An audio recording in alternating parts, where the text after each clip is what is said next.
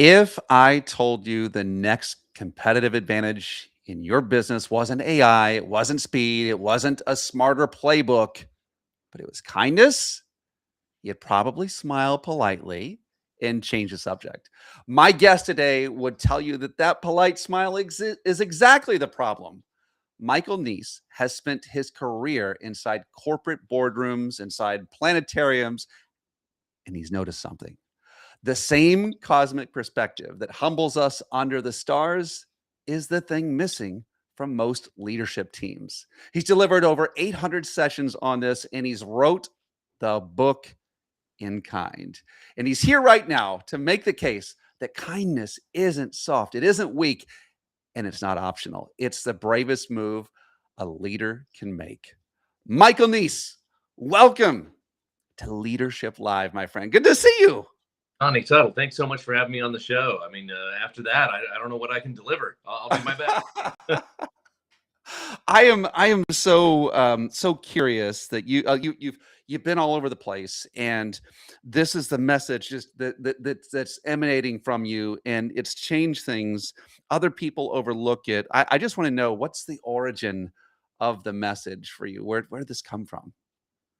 I think it came from the fact that when I was going through all my different jobs in all my different careers, when somebody was really intensely cruel, very unkind to me, it stuck with me. I mean, frankly, it just baffled me. I felt like an alien on a foreign planet, and I didn't know what was going on. It's like, what? People treat each other like this? This seems crazy. And when people were extremely kind to me, where I didn't even feel like I deserved it, like I just felt like I was really lucky and they were showering me with kindness, I thought that was the best thing ever. And so that really was the origin, just seeing that play out over and over and over again. The corporate email where somebody's yelling at somebody else and there are 50 people on copy, and you're like, oh man, what are you doing? And then the other times where somebody comes to somebody's defense. It's yeah, I mean, these things really stick with you, and that's certainly it for me.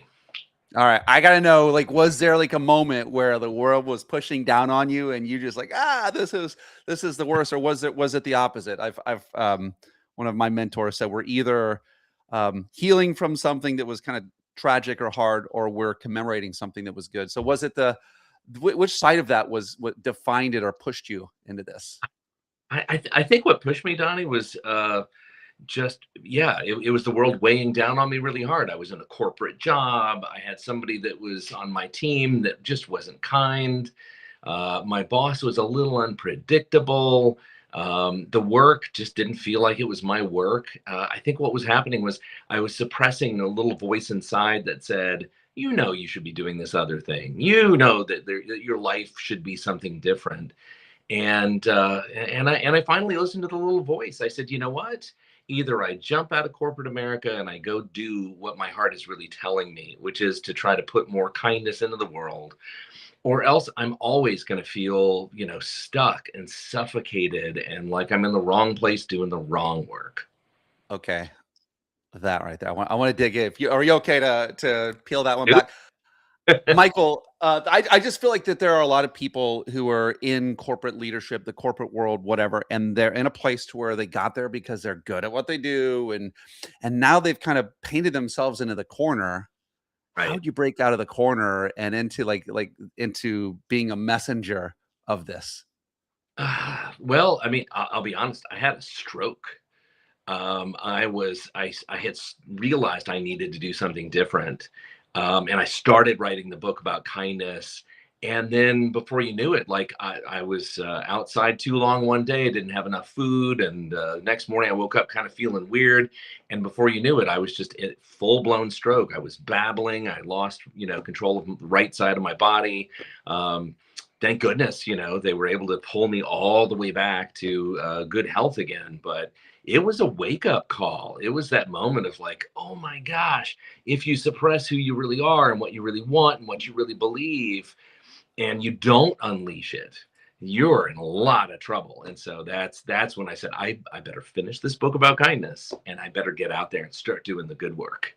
Wow. So do you come back as the same guy, or were you slightly altered after that? Do you feel like? My handwriting's a little funky now, but other than that, I think I'm all right. I love it. That's now I'm talking to leaders here, right? We're right brain people. We're like, all right, give it to me in the strategy, put it on the whiteboard. Like, how do we take kindness and make it a superpower? How do we turn it into an actual strategy? Well, you have to have buy-in from the top all the way through to the frontline workers. If you don't have agreement on the fact that you need kindness, it will only work in pockets and it'll only work temporarily. But there was a study that was done not too long ago with Google. It's called Project Aristotle. And the very short summary of it was they had lots of groups that they formed, and the groups that did the best were the ones where there was psychological safety. And that's just a very simple way Okay. of saying that if a person has a goofy idea, they feel like they can say it out loud. And if they have, if they see a problem and it's something that involves the upper leaders, they can say it, and they have no hesitation. That's psychological safety. And you only get that if everybody trusts everybody else enough. And you only get trust if everybody's being really kind. I mean, people are stealing your ideas, you don't feel trustful, and those are not kind acts. So Mm. it's people feel comfortable and feel safe. It's interesting as you're going through. There's the image in my mind. Well, first it made me think about how oftentimes, and I've worked in environments where I had to be a persona of Yeah. myself, and it's almost like you have to dim yourself a little bit or alter yourself. You're not bringing your full genius into what you're changing. But have you ever seen the show Severance? Oh yeah. Oh yeah. Right? It's like you have the work you and then the out any and out you, the work you and the home you, but you're not really truthful or honest. There's no real true. Um, do you feel like, I guess, long way of me saying this? Do you feel like when we're not trusted, we just bring what's expected, and we're leaving a big part of what we could be bringing to the table out? Worse than that, I would say that we are diminishing ourselves so that what's expected versus what we bring, we're bringing even less than that. I mean, think about it. You have a change in leadership where, everybody's been kind, everybody's been hearing each other, they're super innovative, very productive. Nobody leaves this job because they love it. They've been there for forever. Suddenly you have a change in leadership or somebody new comes in and things change subtly. Mhm.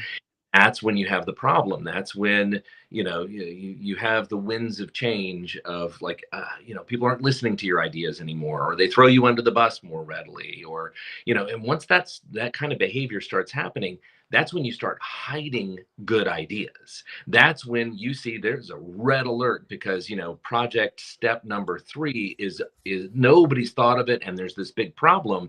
You're on step number 1. Well, you don't say anything. You say nothing because somebody's going to yell at you because they're like, look, we have to stay on project timelines, and we don't need any nervous Nellies. We don't need anybody who's going to be a naysayer. So keep it to yourself. So Mm. people themselves, and that is a huge problem. That's when your problem that becomes a corporation breaking nightmare.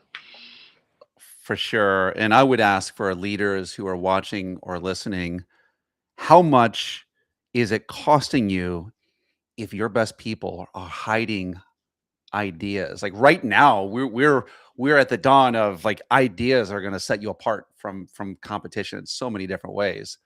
Right. What's it costing you if they're hiding it? I want to go through a couple of things just for leaders. I'm thinking there's a mindset. I heard you say something on a recent post where it's like this assumption. So I want to talk about mindset, and then we'll get into like some of the skill set, because I do think some people are just like, maybe like if they were to hear you, they might just try to um, say the right thing or make it a structure. But there's a mindset.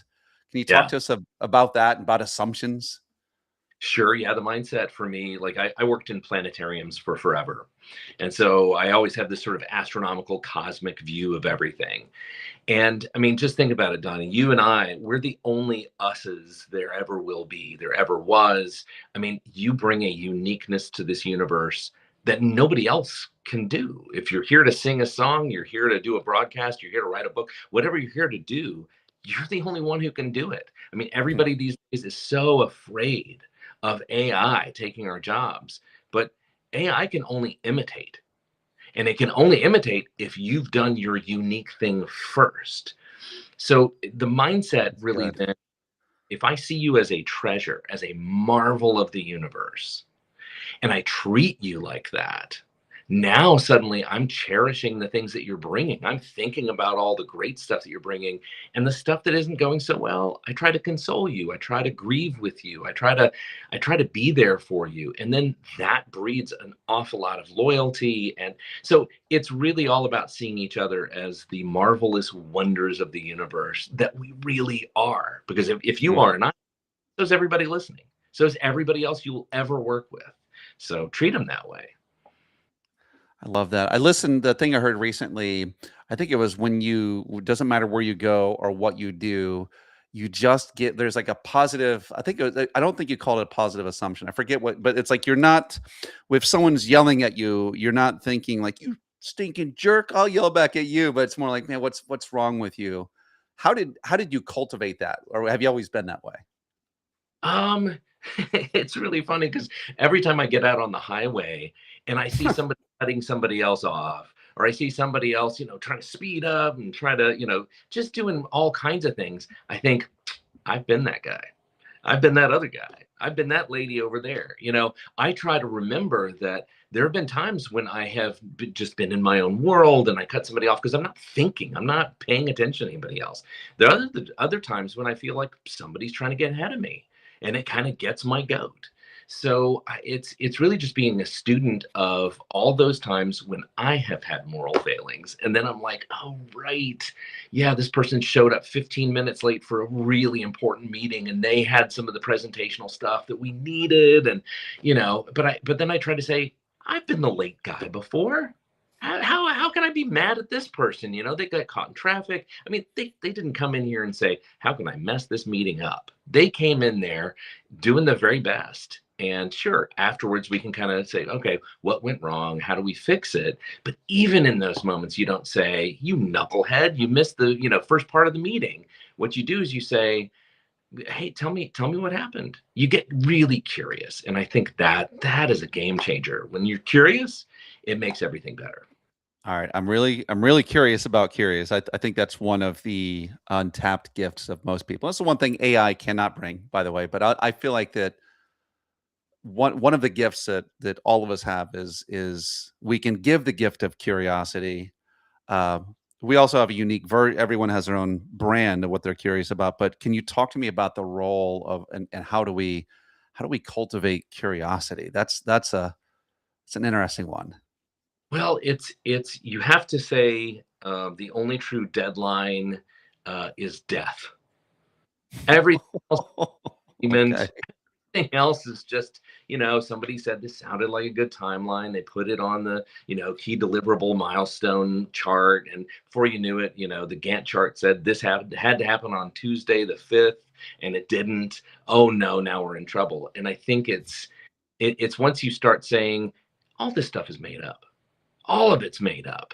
Well, okay, what does good look like in this moment? What does good look like, and how do I cultivate more of the good? You don't do it by yelling at somebody for a minor infraction, and you certainly don't do it by not being curious. So I think that it just comes from remembering it's not all about me, it's not all about you, it's not all about, the quarterly results. It really is about putting out a great product or a great service. And if you miss by a week or 2 weeks, okay, but is it a great product? Is it something you're proud of? If you rush and you put out something that's half baked, right on the timeline, well, who even knew that was your timeline? That's just what Right. you would, right? It's interesting. We can be so arbitrary with a lot of what we have. And it's like how like I think what some of what we're kind of pushing up against is how do you frame purpose and meaning in what you're doing. Now like is there a some of what you're as I look at it, I did get your book, by the way, I would say on Audible. In Kind. You Yeah. guys need to get the book from I haven't listened to it yet. I just listened to the intro, but you guys need to go get that. But it feels like as I'm looking at some of your work and listening, Michael, it feels like there's a spiritual component to this. Is there? I think there is. Once you realize that you're a child of the universe and that we are all interconnected, like you've got hydrogen atoms in you and oxygen and zinc and all that stuff. So do I, you know. So I think there is that sort of spiritual view of we're all the same. We all really need to be able to see into each other and value each other. It doesn't mean we bring the same skills, the same knowledge, the same backgrounds, but it means that we have the same worth, the same value. And I think, yeah, in a lot of ways, that's a very spiritual way of looking at it. Because, I mean, I hate to say this, but I mean, at some point in 100 years, somebody can come across my headstone. Is it going to say anything about that project in 2022 that I was slow on or fast on or this innovate? Nothing about that.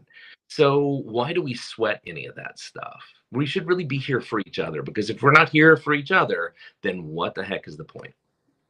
I love that. I see your hydrogen, Michael. I see your hydrogen. I want to ask you about skill set, and I could go into the mindset. It's almost I do almost feel like that a lot of what happens on the external like forms on the internal, which is like they're like I could just talk all the whole time about curiosity, but what are some things that we can practically implement, whether it's in our environment or just the way that we structurally handle things or don't handle things? Like, what are some ways that, like, so skill sets for those that buy into kindness as the strategy that we want to embrace? Like, what are some of those? I would say top of my list is that leaders are role models, and what you should be role modeling is that it's okay to criticize, to analyze, to tease apart what went well and what didn't. And leaders can be the role models who say, hey guys, I'm working on this thing. I'm really trying to conduct my meetings more efficiently, but I'm also trying to make sure I hear every voice in the room. Do you mind just watching as the meeting unfolds? Am I doing a good job of these things? And then afterwards, at the end, tell me, did I skip any voices? Was I too fast? Was I not fast? You know, just give me some feedback.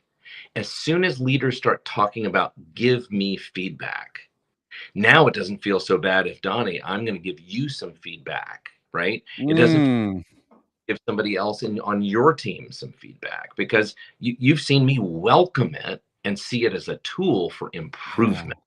that's good. That's good. I want to there are some like I work with a lot of times. I'll call it the nice guy, right? The people who like their OS, their operating system is kindness. It is care. What are some of those things in some of the ditches that they can find themselves into? Like I know, like whether it is people pleasing. Some people Sure. see that as a problem. People please. Like there are all kinds of every path is fraught with danger. What are some of the things that those of us who are naturally functioning this way? What do we need to watch out for? So yeah, I mean, first thing to do is let's have a very quick conversation about nice and kind and how they're Oh, different. yes, yes. Because being kind means that I stand in the way of the bully who's trying to hurt the little kid behind me, right? That's kindness. That means that there's courage involved. It means that I have to honestly reckon with the fact that there are risks and that there is danger. Nice is hearing somebody berate somebody else in a meeting and saying, well, you know, they're just having a hard time. Let's not say anything about it. Let's not do anything about that. Nice is plastering things over and pretending things are fine. So kindness has truth telling, it has courage. Nice has cowardice, it has hiding, and it has lies. There's so many lies that people tell if they're just trying to be nice. Oh, this person said a racist remark about that other person. Well, you know, let's just try to live in harmony. Let's not call him out. Let's not. That's nice. That is not kind. And kindness is what's called. Oh, that's so good. That's so good. There's listen, right now, I really hope that someone listening to this right now who thought that they were kind realizes that they've been nice. Nice isn't always good. It's Yeah. not like we've been trained, by the way, Michael. A lot of us have been trained to be that. But really, the truth is, I love how you put it that kindness involves courage. It involves truth telling. Niceness has there's some hiding, there's some lying that's happening here. And the truth is, listen, all of us have some layers of these things. There's no question, Yeah. but it is Yeah. good to look at that. And I love how you invited people into the process. I'm curious with you, like you've spoken all over the world. You've done all kinds of like crazy cool things. I like my brain's going two ways. I want to hear about the whole how the planetarium informed this, like because like there's that world. But then the other thing is like I'm wondering if there's been anything really cool that you have seen, any cool transformations you've seen. So you can take either of those questions, fielder's choice. Man. Yeah, going all over the world and pursuing planetarium kind of stuff. I mean, it's something that unites us all. If you look up at the night sky and somebody who's in Germany looks up at the night sky and somebody who's in Japan looks at the night sky, we're all basically seeing the same stuff. If Venus is up and it's in a crescent phase, Venus is up for them too. It's just a different, they have their time zone, you have yours. So yeah. I guess all my work in different planetariums across the globe. I mean, I remember being down in Argentina. That's when constellations all kind of turn upside down because you're Different, in yeah. whatnot. But it's the basic principle is still the same. We're all unified. We're all looking up at the same awe-inspiring parts of creation and going, "Oh man, I'm just so lucky to be here, and I'm even luckier to have you as my company." That makes it all worthwhile, right? Dude, for sure. I'm like, all right.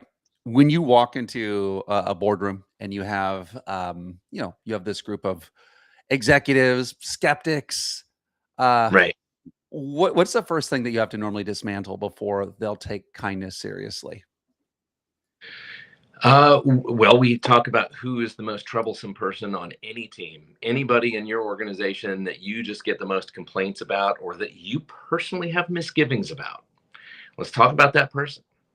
How did they get here? What's tolerated? Because what a leader tolerates is what they cultivate, right? If you hire somebody because man, they're really the Ooh. my God, they're so good at AI and they know Python scripting and they know all this stuff. Let's bring them in. I've kind of heard they're a jerk and they're not great to work with, but let's bring them in because it's worth the. Right. And then you know it, everybody else who's interacting with that person on the team, they're all miserable. So you may have had some high performers who were on that team who are now just like rolling their eyes in meetings and avoiding things and calling out sick. And before you know it, it's like, man, was it really worth the risk to bring this person in who didn't share our cultural values, our values of teamwork and hearing each other? Never worth it. So that's one of the first things you have to dismantle. You have to say, look, whatever you are tolerating is what you are cultivating. And you've got to be honest about that. Oof. I have like have you ever been in a scenario where you uncovered, this root of bitterness or whatever it was in an organization that was infecting everyone and you said, "Hey, listen, your culture is sacred. You need to," and then they pulled it out and and you like have you watched what happens afterwards? Can you think of any I stories of unfortunately, the thing that I have seen more often is that leaders really don't want to hear that news. They don't want to admit to the fact that they have allowed a couple of broken leaders, middle managers. They don't want to admit that they were wrong about that. And so what I've had to do is to go in and say, all right, you didn't know, right? You made the best guess. You hired this person. You thought this was a good gamble. It didn't pay off.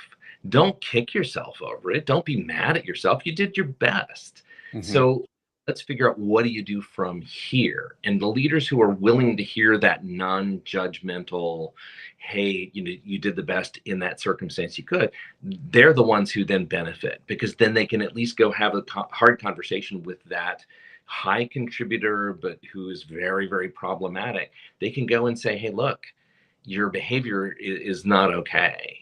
you're producing amazing stuff, but it's not okay what you're doing on the side. And once they start having those honest conversations, then I have seen that transform. I've also seen it be where, the person just says, well, I'm taking a hike. If you're going to be all down my throat about the fact that I'm kind of mean to everybody and I say sarcastic comments, I mean, come on, dude, you knew what you were getting.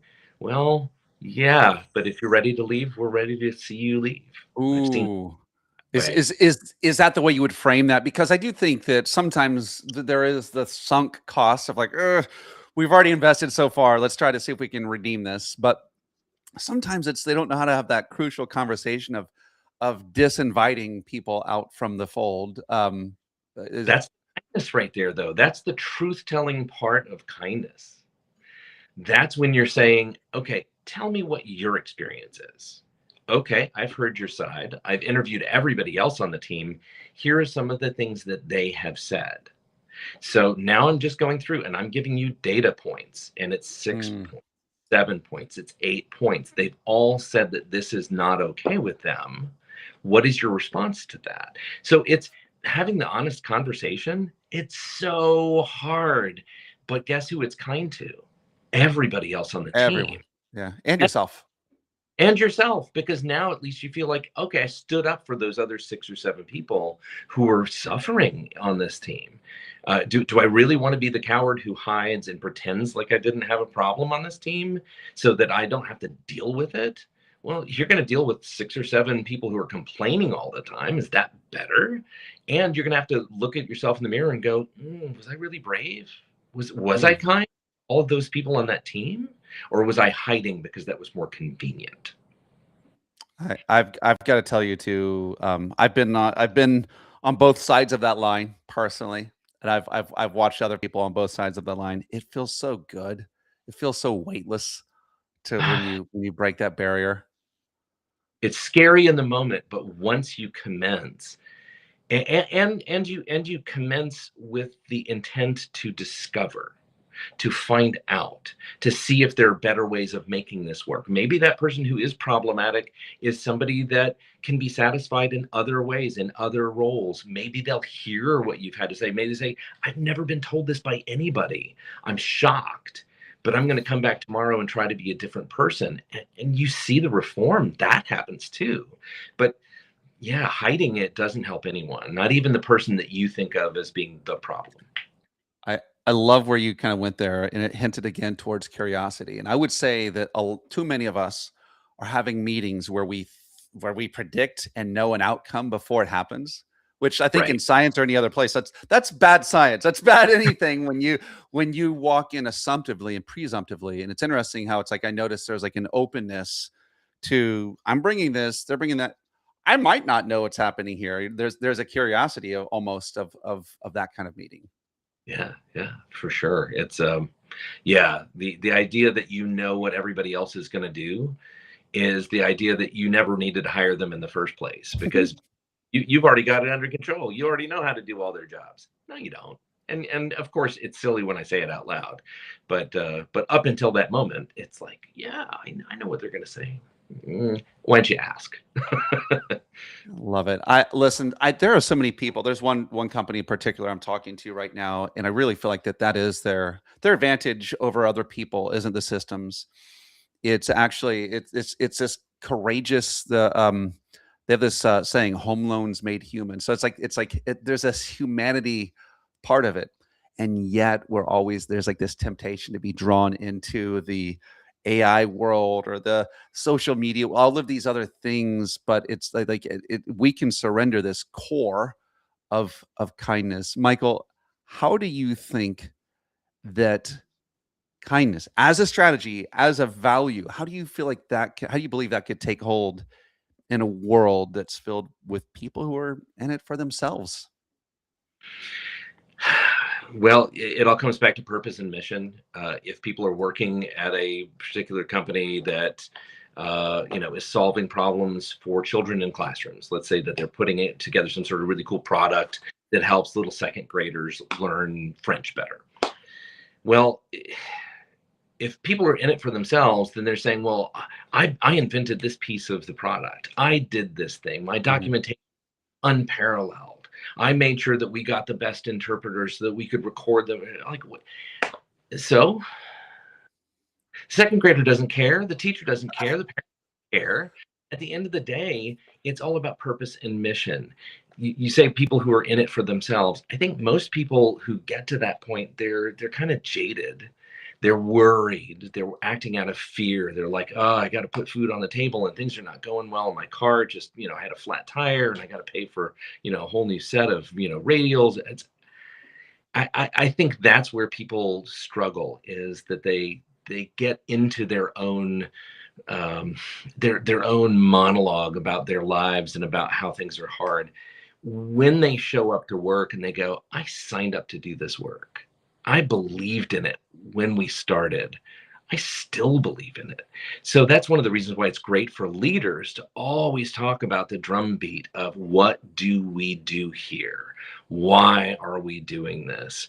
Because as soon as somebody feels like, well, I'm just doing this menial job. I never actually get to see the kids enjoy the fruits of what we do. I'm not that important. Oh, yes, you are. Without somebody who wipes down the bathrooms and makes it possible for people to go to that office building to do the job, without those people, the people doing the job are miserable. They're having a terrible time. So every single person matters. But the leaders have to do that drumbeat. They have to say, no, no, no. You think of yourself as a janitor. I want you in on this all staff meeting. You're just as important as anybody else here. Don't ever underestimate yourself. We're helping kids. I mean, like all of this is like there's like the role of a leader as a value giver or even as an appreciator. Like if we were to appreciate the value of like we drive it up, but if we just do a little bit of this to the people who are in our company, our group of people, it drives up the value of our company. And if we like, I heard this, I don't know where it was someone who was in charge of some government entity, but one of the things they did a study, and it was the fact that people who were engaged with the mission had to do with I don't know if it was overseas giving. There was some group. I I heard him on a podcast a few years ago, so I can't really cite him. But it's like he said that if we're engaged in a mission, it frames the meaning of our work. It frames. I don't want to. It's part of the suffering, which we're all going to have, but it gives more resonance where we're engaged in something that's bigger than ourselves. And what I'm Mm, hearing you say is like there's an important that's a important construct of the way we should be running our companies. Like what how would Michael say that, I guess? right. Well, this brings up for me. There's this great case study. Disney World janitors. They thought of themselves as being pointless. They hated their jobs. Nothing about it was good. So they did an analysis and they figured out, here's how to make it all better. You are customer service employees. You are guest caretakers. Now, if that means that you need to wipe down a sink or you need to scrub a toilet or supply more paper towels, that's great. But your whole job is that when people come up to you and they're about to go to the bathroom, you are there to greet them and say, "Hey, how's your day? Have you seen Mickey yet? Hey, let's talk about the fun times that you're having. Oh, we're out of paper towels. Let me go help with that." And before you knew it, all of these people who'd had their jobs reframed as part of the overall mission of the organization, they loved their jobs. Their job satisfaction scores went up, retention went up. Everybody said that they loved what they did, whereas before they couldn't get out of there fast enough. Man, all that is, if you take away all of the trappings, all that is kindness. All that is saying, hey, we're part of a team. We care about each other. We care about the people we're serving. That's all it is.